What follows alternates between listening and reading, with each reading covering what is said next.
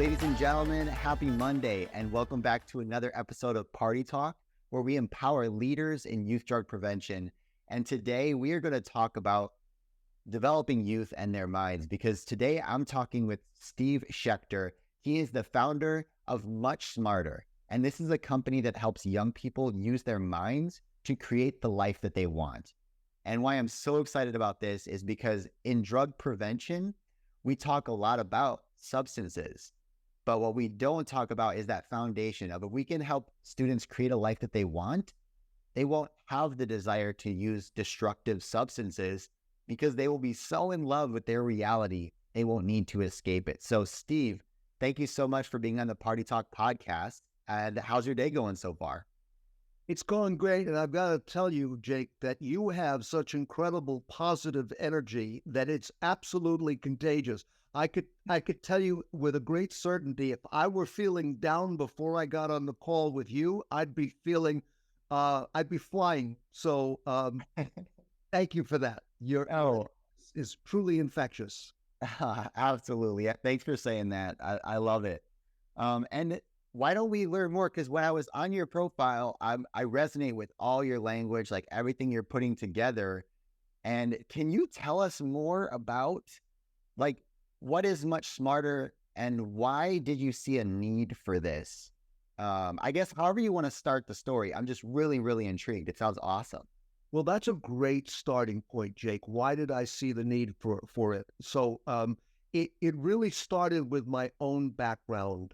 I found myself as a young person having certain pain points, like all young people do. And this is really what's so important about your work.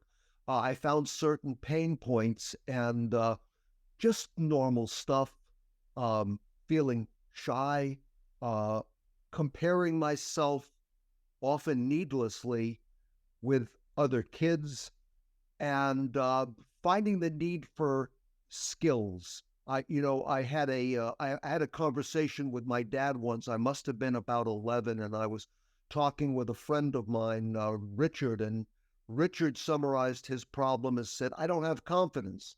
And I talked to my dad and I said, "Richard and I don't have confidence." And he said, "Well, I can't speak for Richard, but I know you, Steve, and I know that you're going to learn how to have confidence." And so learning for me was a big thing, because whatever I found lacking in my life, I found that there was generally someone who could guide me and I could learn some skills. So it really is all about skills.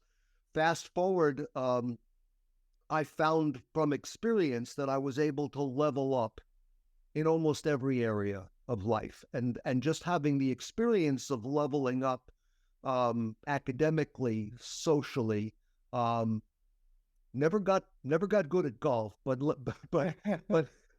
as a matter of fact, I discovered that my error in golf was I just defined the rules the wrong way. If I had made the game about getting the highest score, I would have been a champ. But it was really all about learning. Learning was very powerful. You'll see the guitar behind me. Much of what I learned was through the discipline of getting good at music. I was a natural musician, but when I discovered what the practiced musician could be, I developed a real passion for building skills and for learning, and then became a parent, thought about what is it I wanted my children to learn most. We were educating them in New York City, a very competitive place, and I was thinking about, but what is it I really hope they get? And then I even began to muse about what would I do if I had the opportunity to influence the world of education? What would I want it to be about? And I came up with a provisional answer, but it was all about skills. And when I thought about skills, what are the really defining skills? The really defining skills are really being able to exist within our frame, being able to create your life. I think it's so meaningful today. I call it the created life.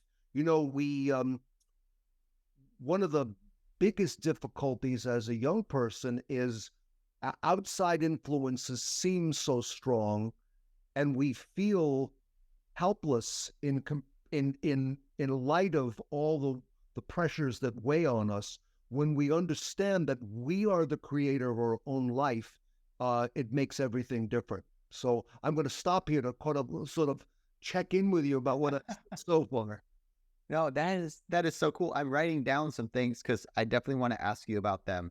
Um, and yeah, just to relate to what you're saying, wow, I 100% can see myself in your shoes. One of the reasons why I became so passionate about my work is I saw a lot of my friends escaping their life, for living for the weekend. And I forget who it was that told me this, but they said, if you're living for the weekend, wouldn't you want to just change your week? Wouldn't you want to create a life that you're excited about every day out of the week? And I think that's what you're talking about is these skills.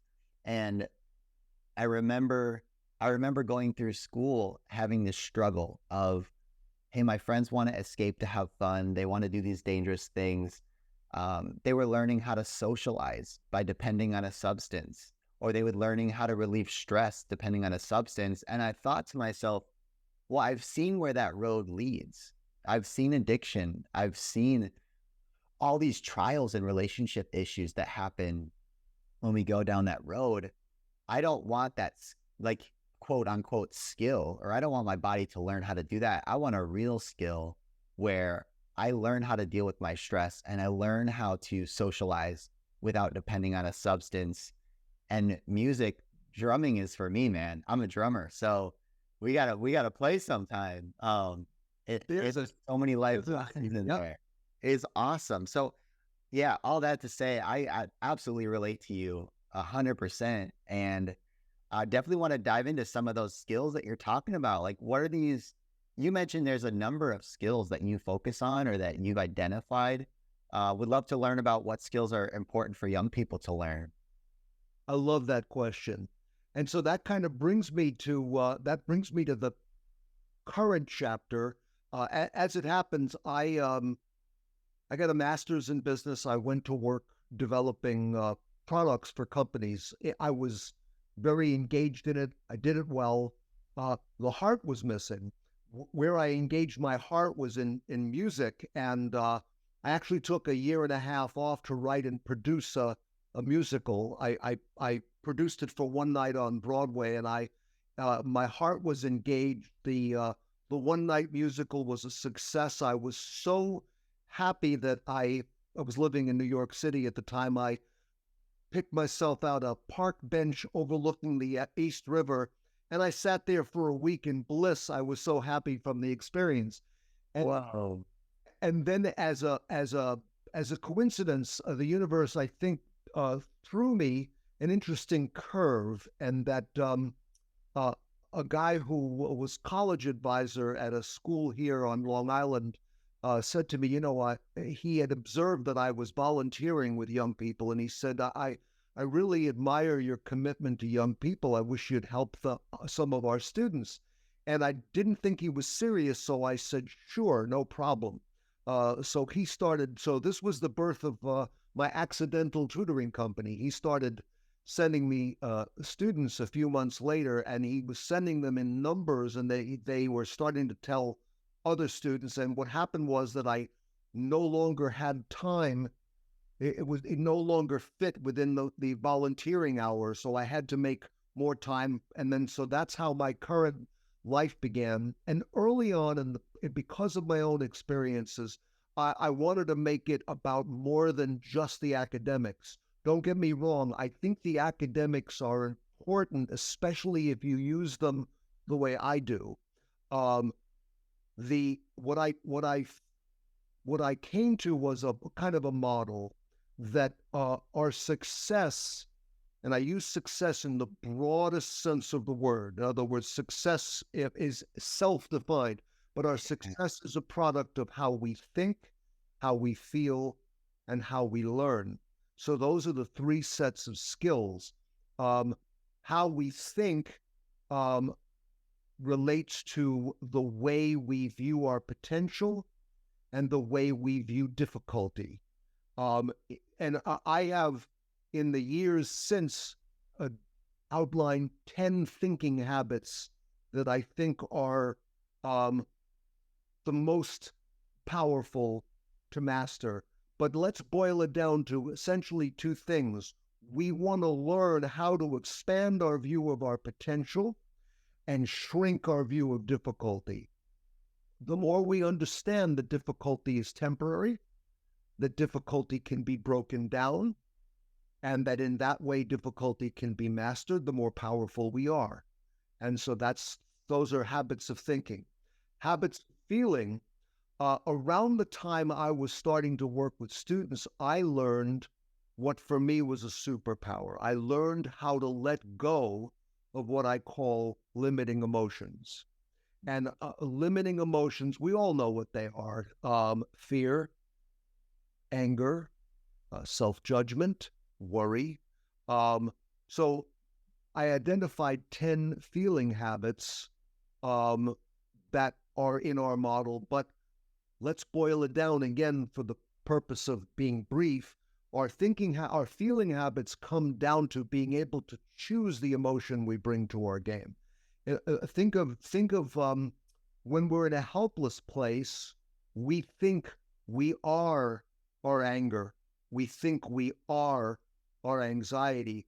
When we come to understand it as something we've learned to this point in our life, and then we can learn something different, that's a whole new place of power. So again, it's all about learning. And then finally, the habits of learning.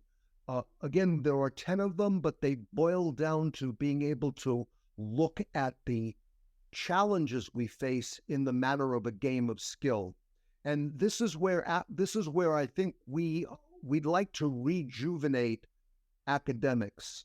Now, most people think about academics as stuff that they have to do, and who could blame them? You know, we're in a box from K through 12, and we think of it as an obligation.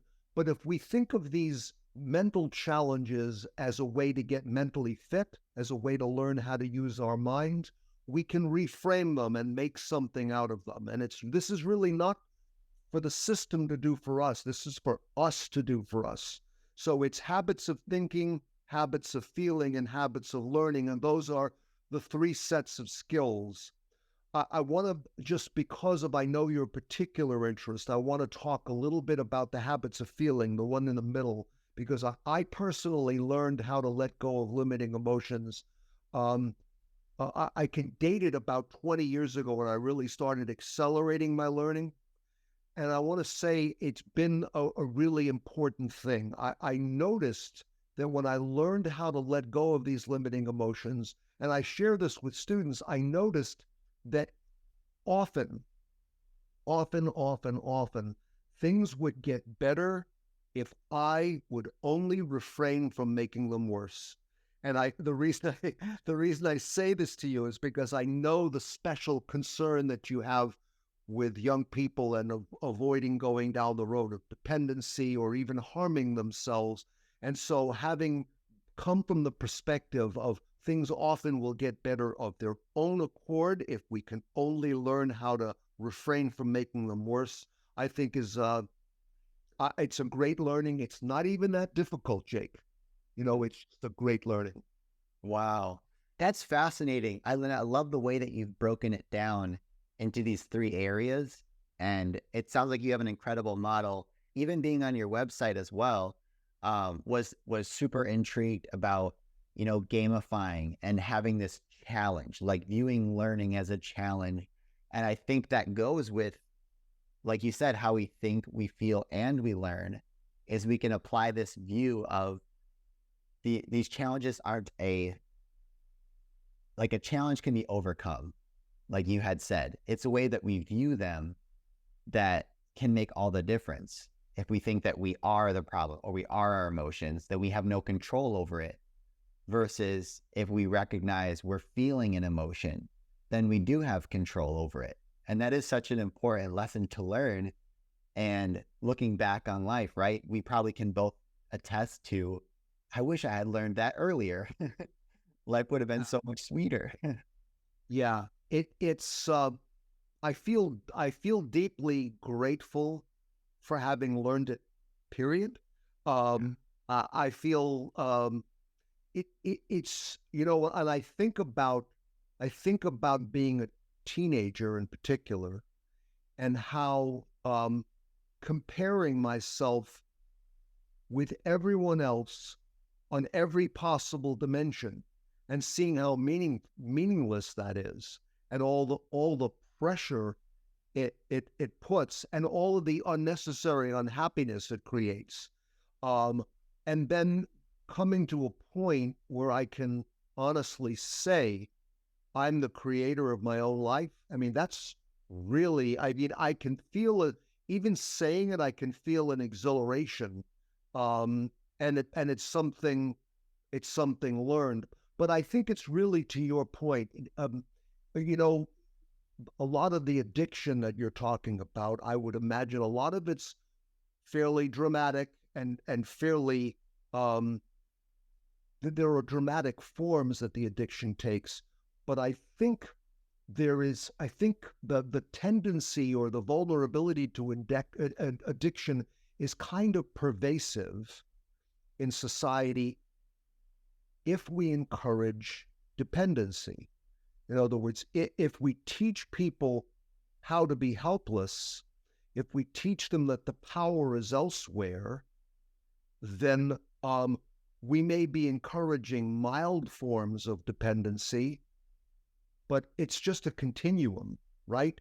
So for example, um, rather than being so quick to diagnose a young person and give them some sort of a medication, not saying that's a wrong thing to do, but don't hurry. I had a conversation with a psychologist. The parents asked me to speak to the psychologist on behalf of their child, and the psychologist had identified the child as ADHD and was recommending medication. And I said, simple question. I said, tell me what the medication will accomplish. And the psychologist very kindly explained it in layman's terms. Said, well, on these old-fashioned cars that had spark plugs, just imagine the spark is not quite firing. In other words, it kind of, there are gaps. And then, if you understand nerve cells, there's an electrical signal, and then there's a chemical leap. And so these nerve cells are not firing adequately. So they're almost these little, and the what the medicine does is provides a hormone which ensures the steady firing of these nerve cells. And so I listened to it, and I said, well, doesn't a young person get that same hormone from active physical exercise? And the psychologist said, yeah. I said, well, couldn't we at least try that? What would be wrong with yoga or jogging first? And then if that doesn't work, and it was not even considered. It was like, oh, I'm not in that business. I'm in the business of making a diagnosis. And the reason why I think that's so profound, Jake, is that I meet so many students, when they get that diagnosis, whatever diagnosis it is, they feel it defines them. And so, again, I'm not saying that the diagnosis is not real or that these things don't come up, but I've also seen that at the most profound levels, ultimately, we're responsible for our happiness, we're responsible for our effectiveness, and whatever program we're on, we ultimately want to have the skill of understanding where we are, what the performance is calling for, and how we've learned to get our best performance going. Yes. Oh, I got chills because it's a lot like the passion behind what we're teaching, and even the language you use. This is so awesome. Even though this is our first time meeting, I feel like we're sharing a path, because I talk about this theme in our presentations. Yes, it's a drug, alcohol, and vaping prevention program, but it's talking about learning. And the theme that I use is choosing skill sets over shortcuts, saying, hey, don't take that quick, easy way out, that pill right away, that drug, that quick escape, because there's probably a more sustainable option. And that's what you had said with that example is, can't we start prescribing physical activity? If a doctor says, hey, I prescribe you every day 30 minutes of physical activity, and that's something you can do for the rest of your life, it makes you better in a lot of different ways versus the dependency of that drug. And what we know about drugs is the effects of it tend to lessen. We have to up our dose to get the same effects. So it's not necessarily a sustainable solution. We should be looking at these other alternatives. And so I just love your language. It resonates with me so much. And the things that we teach young people, yeah, it's really, really cool. Yeah. And, it's sort of here's another cool aspect of it. Coming back to what I was sharing with you about learning how to let go of limiting emotions. I can't even say it was difficult. It requires a little more patience. It requires a gentle persistence, but most skills, if you break them down and you're willing to master the skill a little bit at a time, they're not actually difficult. And that's you're choosing apparently easy often, apparently easy now for really difficult later. Yeah. In exchange for a little tiny bit challenge now for easier and greater and more joyful later. Yes. I have to share with you with some joy that I finally mastered the physical exercise component. I've been on ups and downs for physical exercise all my life. Have never found a mode that I've loved enough to stick with, and because my schedule is so busy, I mean, you could relate. It was always a challenge. About 3 years ago with the pandemic, now something about the universe, every negative also has its positive side. Because of the pandemic, didn't get to go out as much. I was sort of confronted with it. I took up calisthenics. Now, calisthenics, the beauty of it is it's easy to do. It's something very scalable. You can start astonishingly small, and I've built it up. I'm in better shape than I've ever been. Get a little stronger all the time. Don't get injured, and I don't know. It's just so great. It's almost like redefining. And so here we're talking about something that easy, a little challenging to start, and then so rewarding down the line.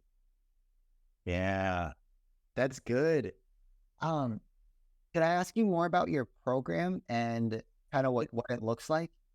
Yep, absolutely. So we actually for the first few years of practice, I was helping students with whatever they and their parents brought to me as what was stressing them out. What was stressing them out often was either a standardized test or a difficult subject.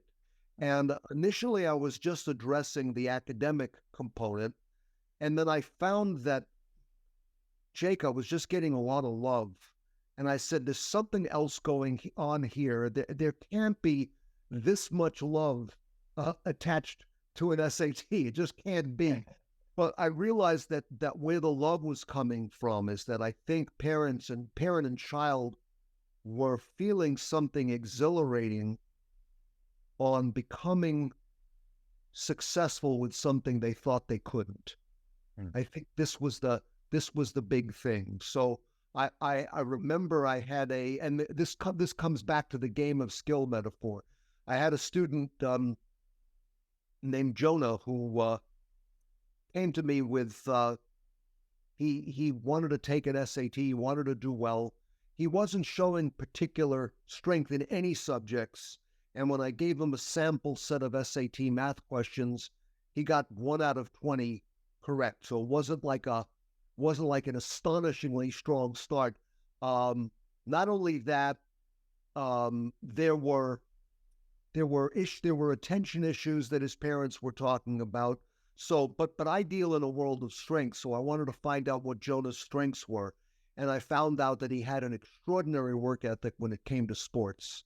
That he loved tennis. He would practice tennis from 7 a.m. to 7 p.m. He loved basketball. He would practice basketball from 8 a.m. to 8 p.m. And so I said to him at the start of our work together, I said, Jonah, what would happen if you practiced math? And he really despised math. I said, what would happen if you practiced math the same way that you practiced tennis or basketball? And he said to me without hesitation, Steve, I would be a math monster. And so we set it up so that he approached it as a game. His mom actually called me to ask if I could encourage him to ease up a little bit, because he was going at it with the same ferocity that he went at his basketball and his tennis. But the net out was, no, he didn't become a math monster, but he tamed a demon. In other words, he got good at it, and he felt so rewarded for that. He understood how to approach difficulty. What is that? What did that look like? How can you make that math similar to like practicing? How can that mind shift even happen? Or what does that look like to gamify something like Well, that? yeah, it's and it's really a way of thinking about it. I learned most of what I needed to know about learning from studying classical piano. So classical piano was something that I actually got. I actually was inspired to get a great piano teacher when I had been relying on natural skills, natural gifts, and I got up in front of an auditorium full of people in my first year of college and crashed and burned. I hadn't practiced well enough and crashed and burned. Literally had to get up, smile as you do, and with an engaging smile, I smiled to the audience, said, "Ladies and gentlemen, I must apologize, but I cannot continue the piece." Bowed and left the stage. But I got a great piano teacher who taught me how to learn. So what she taught me was fundamentally, it doesn't matter whether you're playing scales or whether you're playing one hand at a time, play it like you're making music. You're always making music. And she would show me physically what that meant. Like, so you're in a place of joy. You're getting into a flow state.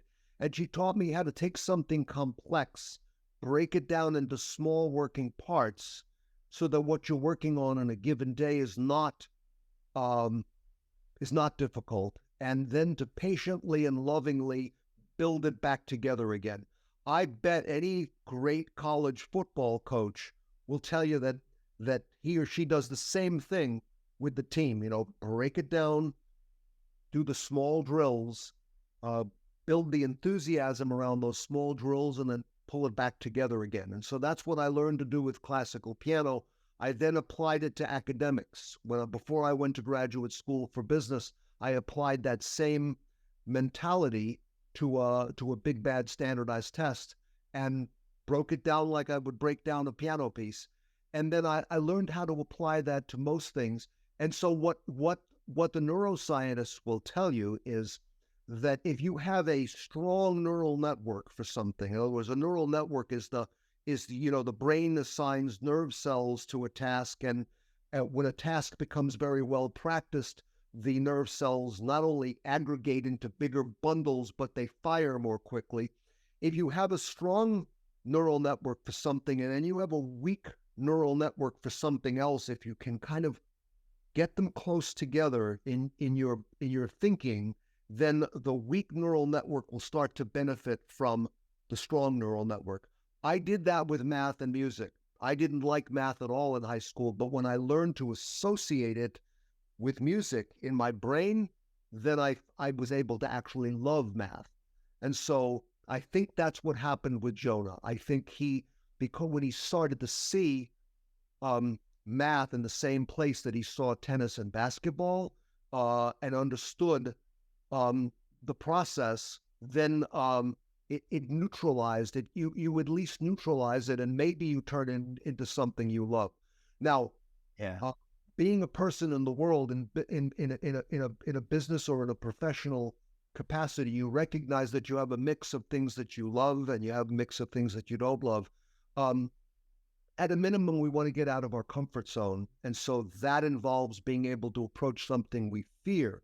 So I think that's where, even for a student, being able to one time master something you fear is liberating and expansive. Yeah.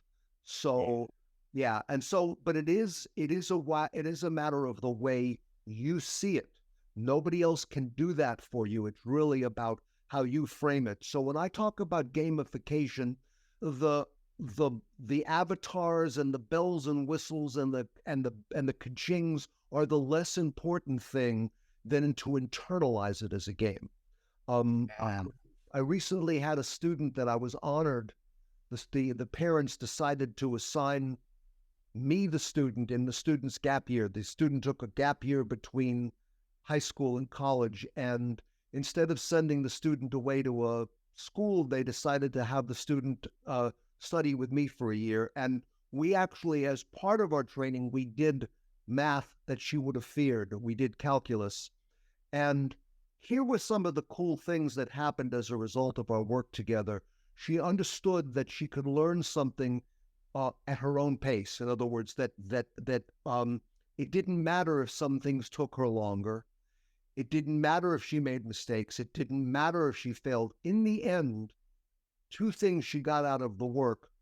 She could work for a half hour on a problem that she didn't know how to do, get the wrong answer, and be not at discouraged, but in a kind of a blissful place. Go back to the beginning, work the steps through, get it right, and do the high five. And and that what a great send off for college. Yeah. Maybe she uses the math, maybe she doesn't, but she will benefit from knowing how to master difficulty, Yes. knowing how to solve a problem, knowing how to stay calm, stay in place, stay focused, right? So these are ways in which, if you reframe some of the things you have to do or you think you have to do and look at them as something that you get to do, you can gain a lot of power. That's incredible. Wow. Steve, this is so cool. I'm seeing that you can take something that seemed like a chore, or maybe you didn't think was possible, or it's not my thing, and then you can learn to love the process by connecting something that you do love. And that's very, what sounds cool is that you and your company are able to tailor it to the specific person, to get to know them and to figure out what this looks like, because you're not just helping them for a class or a test or a lesson, you're helping them become a lifelong learner. And just like your mission statement says, it's to use your mind to create the life that you want. And so I'm loving this concept. Can you tell us how we can learn more about it? And if we want to work with you, like where we can go to kind of ask questions and stuff? Yeah. So our website is www.muchsmarter.com, and you can learn about our philosophy and our approach and what some students have gotten from working with us. If you have an academic challenge of any sort, if you want to expand academically in any way, talk to us. We'll see if there's a fit. As better still, we'll help you see if there's a fit. We typically like to invest in a conversation to help you try out if there's a fit, and then if you see there's a fit, you can see about engaging us one-on-one.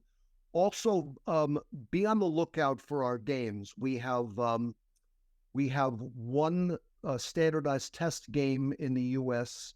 We will have another available in the new year. We've got two games in the UK. My intent, Jake, is to have a K-12 curriculum based on our games. And the purpose of the games ultimately is, yes, to help you address academic challenges, but we'd like to let every student and and those that love them have an opportunity to use K to 12 as a way to develop the mind you want to develop and to get through it at a pace that makes sense for you and to use it to power your life. And that's what we're all about. So did that answer the question about how you could engage with us? Yes, that's wonderful, Steve. Thank you so much for doing this with me. I've loved our conversation. I definitely want to keep in touch. I appreciate you carving out some time to talk with me. It's just been great, Jake. And as I said, anybody who gets on a call with you is privileged. Just the energy alone, incredible. But the questions were great. And thank you. Absolutely. And for everyone listening, this has been one more episode of Party Talk, where we empower leaders in youth drug prevention. I hope you have a wonderful week. And in case you haven't been told recently, you are a world changer. Keep doing life-saving work. We'll see you next Monday for another episode.